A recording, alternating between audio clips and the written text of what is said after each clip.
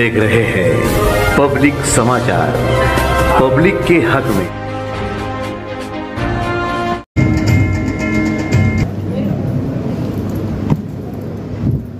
आज के सरपंच सभा इंडिया अलायंस की खासदार शोभाताई बच्छाव, भावी आमदार अडवाई हीरे साहब, श्री कोतवाल साहब, डॉक्टर दिनेश बच्छाव साहब, आज यहाँ पर सब लोग आए हैं अपने मसाइल रखने, यानी अपने जो भी मसले हैं वो रखने। मेरा मकसद आने का बिल्कुल साफ है कि अडवाई आबा हीरे को जो लोग जेल में डालना चाहते थे, जब ये खबर हम तक आई, हमारा ताल्लुक तो हीरे फैमिली से हमेशा से रहा, मगर हम भी चाहते थे कि वो जेल जाए।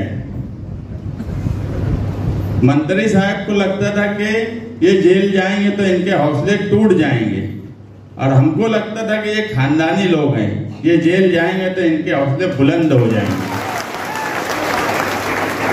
और आज हमारी बात इसलिए साबित हुई कि आबा जब जेल से छूट कर आए तो आबा मंत्री साहब के करीब के लोग बोल रहे हैं मंत्री साहब से चूक जाली,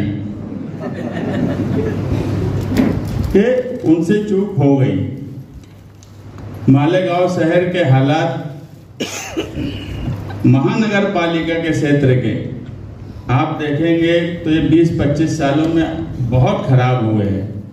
अभी हमारे श्री कोतवाल साहब बोल रहे थे कि यहाँ से बंबई जाने वाली रोड के बारे में। अरे हमारे यहाँ हाल ये है कि जो पुल बन रहा है, आप उसका स्टील देख लेंगे कौन सा डाला गया, तो सारा शहर देखा है, इतना भ्रष्टाचार इस शहर में कभी नहीं हुआ। बोलते हैं कि वो बहुत बड़े आदमी हैं, मैं बोलता हूं कि बड़ा आदमी कैसे हो सकते हैं?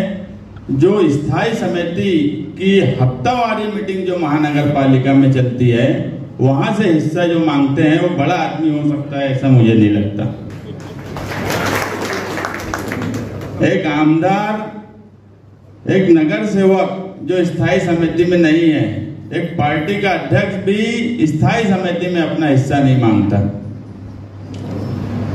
आप देखेंगे जो काम हो रहा है, मैं आबा को बोलूंगा कि एक बार इसके एस्टीमेट तो निकालो। जो हमारे महापुरुषों के नाम पर भ्रष्टाचार करने जा रहे हैं, उनके सुशोभीकरण पर जो करोड़ों रुपया खर्च हो रहा है, अगर ताल्लुके में कामकाज का मसला है आप ताई के सामने रख रहे हैं, तो इसकी एक बड़ी वजह है हमारे यहाँ भ्रष्टाचार की। करोड़ों रुपये का सुशोभीकरण महापुरुषों के नाम से हो रहा है, मगर उसमें भी बड़ा भ्रष्टाचार है। आज मालेगांव मध्य हो, मालेगांव आउटर हो, मैं एक बात आपको यकीन से बोलता हूं कि माहौल बदलने वाला है, और दोनों जगह माहौल हर हाल में बदलेगा। हम चाहते हैं दोनों जगह इंडिया अलायंस के लोग चुनकर आए, उसके लिए हम कोशिश करेंगे। आने वाले 18 अक्टूबर को हमारे नेता अखिलेश यादव साहब मालेगांव आने वाले हैं। हम चाहेंगे कि इंडिया अलायंस के लोग भी उस प्रोग्राम में रहें। जब प्रोग्राम बनेगा तो हम सबको बुलाएंगे, ताई को भी बुलाएंगे। मगर एक बात का यकीन है, आज यहाँ सब सरपंच लोग बैठे हैं, कि आने वाला वक्त हर हाल में बदलने वाला है। सामने जो लोग हैं उनके हमारे भी आसपास के लोगों के ताल्लुक होते हैं। एक वक्त आता है साथ में रहने वाला आदमी वोट नहीं देता, वही पोजीशन आज तुम्हारे सामने वाले की है। शुक्रिया।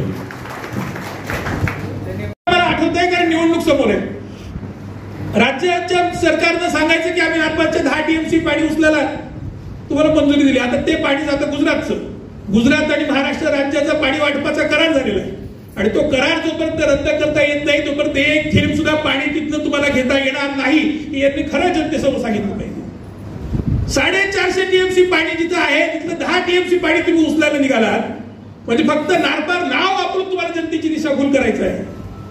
आज भगरे सर या ठिकाणी उपस्थित नाहीयेत। भगरे सरांनी मला सोशल मीडिया व्हॉट्सअप वरती पाठवलं की त्यांनी लोकसभेमध्ये प्रश्न विचारला नारपारच्या संदर्भात आणि तो प्रश्न विचारल्याच्या नंतर CR पाटील साहेब जे मंत्री आहेत यांनी उत्तर दिलेलं आहे की नारपार ही फिजिबल